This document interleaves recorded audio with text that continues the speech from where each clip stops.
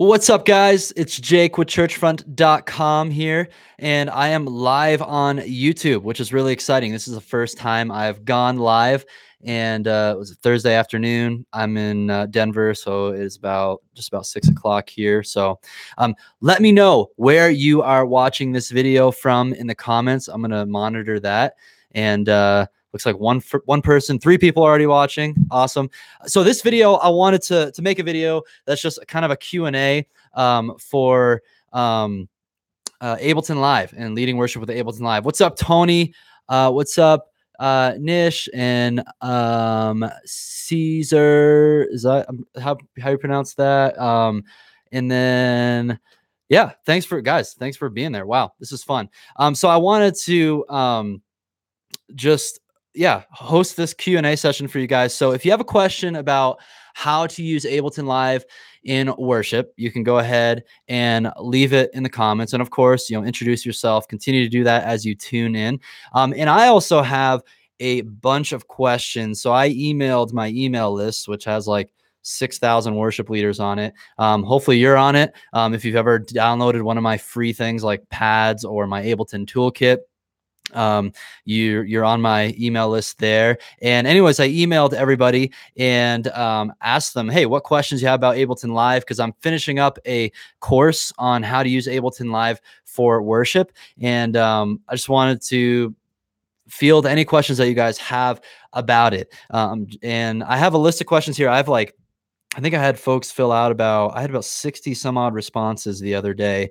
So I got lots of questions here. What's up, Jamie? Yeah, so glad you guys tuned in. Hey, Kimberly. Good job. Yep, you get the chat going there. Awesome. So yeah, let me know, guys, what questions you have about Ableton Live. And as they kind of pop up in the chat, I'll kind of shift my attention there and answer your question. And then I'll also just kind of read off some of the questions here that I have. So I have a bunch of questions. I didn't really prepare for this, but that's kind of the live nature of it, I guess. So let's look here. Which one do I want to do first? How to spontaneously loop a section of a song and make arrangement changes on the fly before a service. So when you're using Ableton Live, it is a really powerful software in that you can really pre-program the ability to have that spontaneity in worship. And it does take some work up front, and it does require some additional hardware. So I have the Loop to Miss foot controller, which I think I have it somewhere in my office.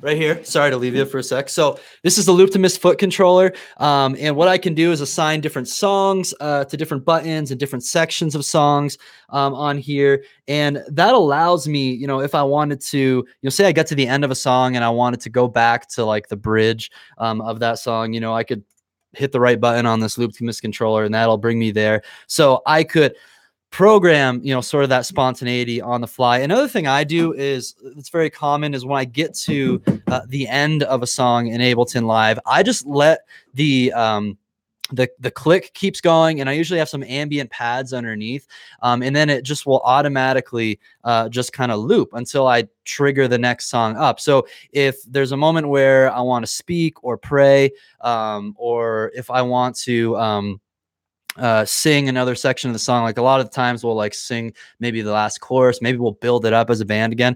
Usually instead of like, I don't always necessarily loop back with the full tracks. We might just like loop back with just our band members playing with like the pads in the background. So those are some ways that you kind of program spontaneity into your set. So guys, don't be afraid. Leave a question about Ableton Live if you have one. Thanks for tuning in, Anaji and Osmar from Chicago, and let's see, Jamie from Georgia. Awesome.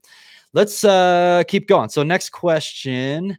What all equipment do I need to run this? Well, it kind of depends on how advanced you want to become with Ableton Live, but the very basic is you need a laptop to run Ableton Live. So I got my MacBook Pro here, Ableton Live, the software. which you can purchase that from abletonlive.com. I prefer having an external hard drive. So I've got this external hard drive. It's a small little solid state drive. Hey, Benjamin, thanks for saying hi, man.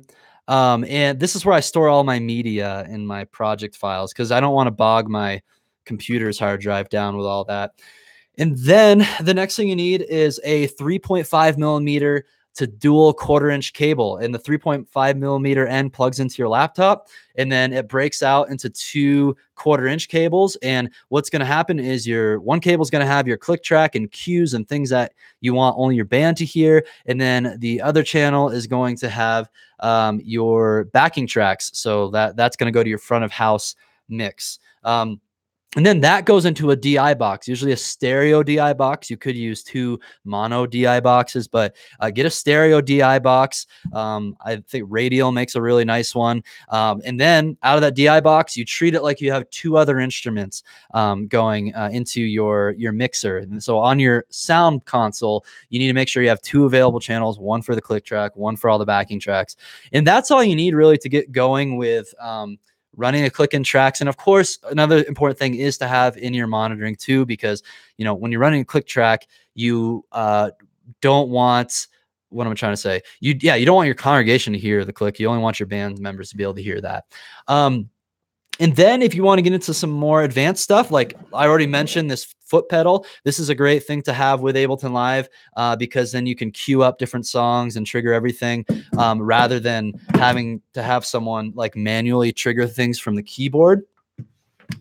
And then the next thing you could get is, say you want to automate lyrics and lighting, then I would recommend Pro Presenter or Proclaim software.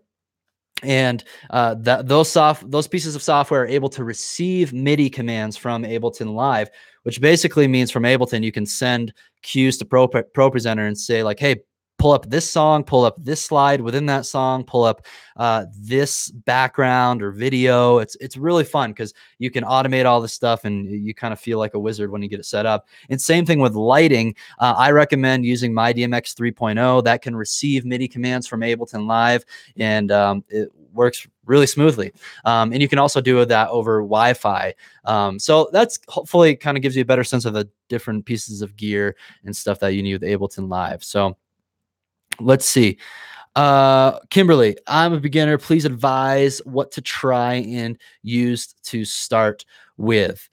So I recommend if you're like really just want to kind of dabble into Ableton Live, one cool, easy way to get started is to use Ableton just to run a click track and just to run ambient pads. So if you go back a few videos on my channel, I have a video that actually shows you how to do this. Like it takes like 5 minutes to do. It's really simple. And you can even go to Ableton Live's website. You can download their free trial of Ableton Live. So you don't have to, purchase this software before you try it. And all you're going to do, you're actually going to be running Ableton Live in what's called session view. Anyways, I talk about this in the other video I made. Just search the video, how to use ambient pads with Ableton Live session view. You should see my video come up there, and it's pretty obvious which one that is. And then you'll be able to get up and running it with it quickly. And then what you'll have is a click track, and then you'll have a pads track, and then you'll still need what I just mentioned a couple minutes ago with that 3.5 millimeter to dual 1/4-inch cable and the DI box. And by the way, all of the gear that I'm talking about is available, or links to that's available in my Lead Worship with Ableton toolkit. I don't really think I can put the link in this video somewhere. Sorry, I'm a little new with the Ableton stuff, not Ableton, YouTube stuff here. But if you go to leadworshipwithableton.com, I'm just going to confirm that URL is working right. Leadworshipwithableton.com. That's going to redirect you to a web page where you can download my toolkit. And then you're going to actually have a nice little spreadsheet that has all the gear, all the links to the gear, all the pricing for using Ableton in worship. So cool.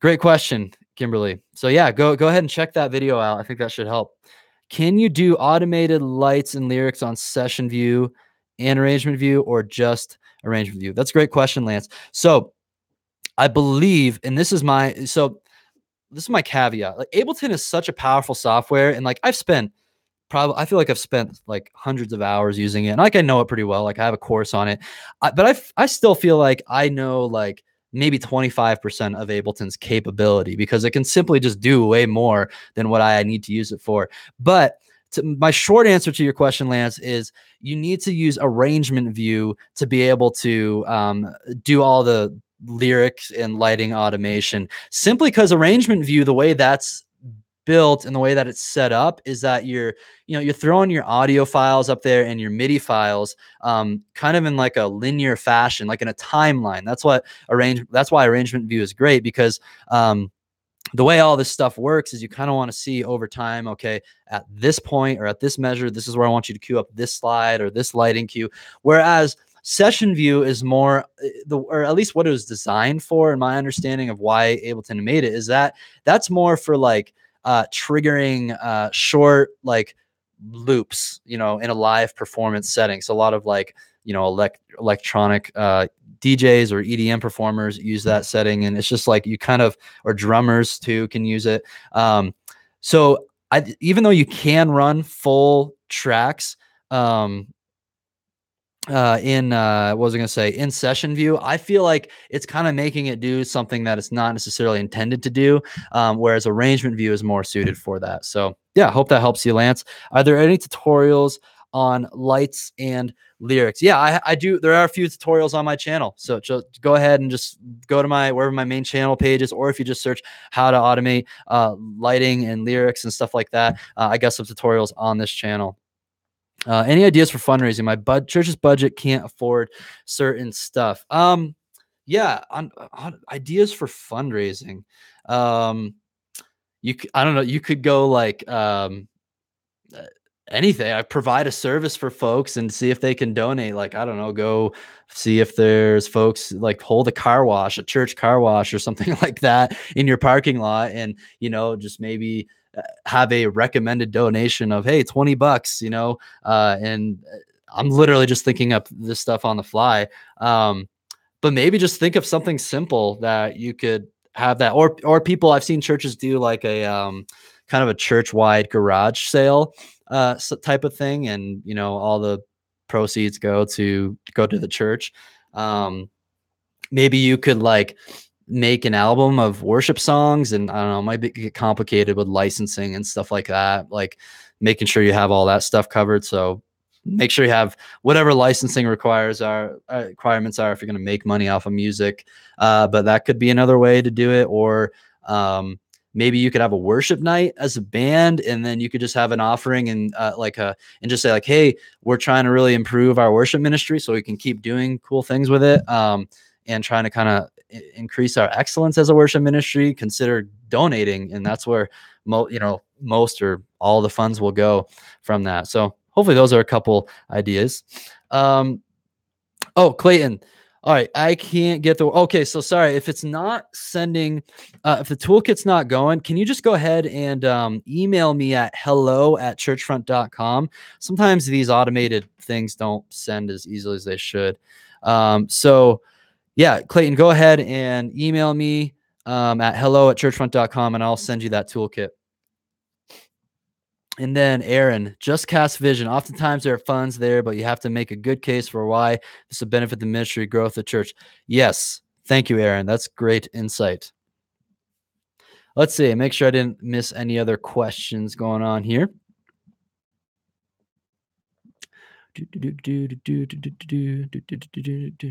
Oh, Mark Ray left. You're my hero. Thanks, Mark. Appreciate that. All right, I'm going to look at some of these other questions.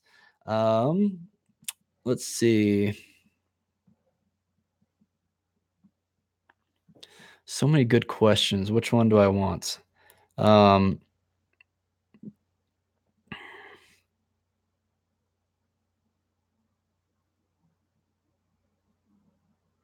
you please get your guitar and play a little bit of Reckless Love? Your explanation of this song and singing it brought Brianna back to church. I I don't think I'm not going to be able to break out the guitar for this live session. It's already nerve-wracking enough to just to be here. um let's see here. How to create a pause cue. So Ableton Live can do some neat stuff as far as like automating. Like say you want to have Ableton get to the end of a song and you just want it to stop automatically without having to like press any buttons or like on your pedal or the computer. So in Ableton, you can create like a MIDI track, which then in that MIDI track, you create these different little clips like with these little MIDI notes, and you route those MIDI notes whenever like the playhead hits those notes. It's going to route the signal to different features within Ableton Live. So I'll create what's called a like I have a stop track. That's what I call it. So on my stop track, it's a MIDI track, and then it's routed to my IAC driver on my MacBook Pro, and then the IAC driver is routed back to Ableton. It sounds kind of confusing. I illustrate this stuff a lot more in my course, and it's a lot clearer to explain it there. But like what's happened is Ableton's sending MIDI signals to itself. And so I'm sending a MIDI signal from my stop track to the stop button in the transport feature on the top of Ableton where the stop and play buttons are, so that it'll stop automatically without me needing to press the button on the keyboard. Aaron, do you always use multi-tracks? Do you ever make your own tracks or use another source for tracks? I tend to always just use multi-tracks and or just pads, or I use custom mix from multitracks.com to save some money once in a while. I wish I had time to like make my own tracks, but that is like that's pretty time intensive type of thing to do. So yeah, just not really. I like music production, but I guess I'm not as passionate about like producing my own music as I need to be to make tracks. So good question. I had a person ask me, can a non-technical worship leader learn Ableton Live? Like, yes, like that is the whole point of the course that I have up and coming, is like, if you know how to like use a computer and like use, the keyboard and the mouse, like in my course that I have, it's going to be launched in a couple weeks here. Like you don't have to be super techie to learn how to use it. If you try to teach yourself, you probably do need to be techie because it's not the most intuitive software in the world. If I'm honest about that. But yeah, I think anybody can learn it with the right training. Let's see here. I'm going to do a couple more questions. Jamie, in regards to stopping and program MIDI for stops, can I program more than one trigger for the stop button, like the stop track and my foot switch? That is a great question.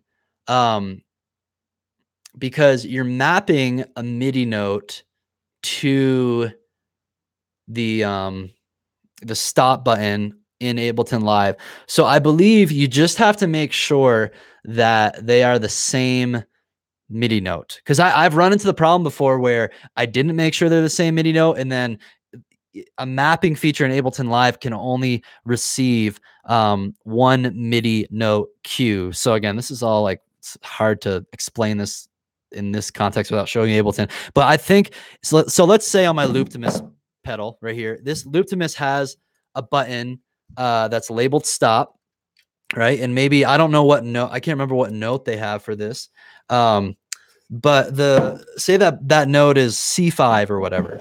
I think if I create a MIDI clip to be my stop cue in Ableton Live, I need to make sure that's also C5, so that whenever the MIDI mapping sees the note C5 and it receives that, it'll go to the stop clip. So I think that's how you can get that set up, Jamie. But that's a good question. I'm gonna set that up and try that myself. It just gets funky if that's conflicting. Let's see here. What is the best way to connect the digital audio workstation to your mixing table, like the Behringer X32? Yeah, so there's a couple ways. The first way is a simple way of, using, again, simple 3.5 millimeter cable to a dual 1/4 inch on the other end, go in a DI box, and 2 XLR cables go into your mixer board like you have, 2 other instruments, one for click, one for backing track. That's like the simplest way, and I recommend it to pretty much everyone. That's how I run it. You can get an interface, like say you have an audio interface that has like 16 outputs on it. You can get an interface that allows you to break up different like instruments in your backing tracks to go into separate channels on your mixer board. So that's another way you can do that. Let's see. Thank you for your encouraging comments, Kimberly. Appreciate that. So, guys, this was great. This was my first time going live on YouTube. Make sure, again, you go to leadworshipwithableton.com to download that toolkit. If for some reason it's not working, email me, hello@jgoslin.com, and I'll make sure you do get that toolkit.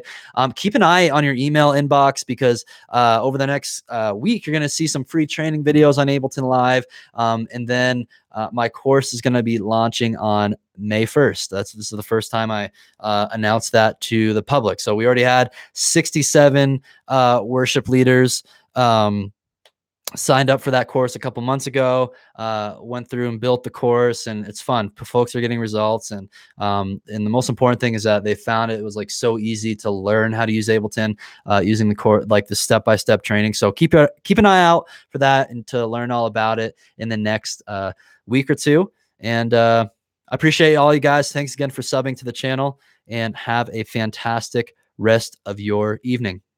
Goodbye.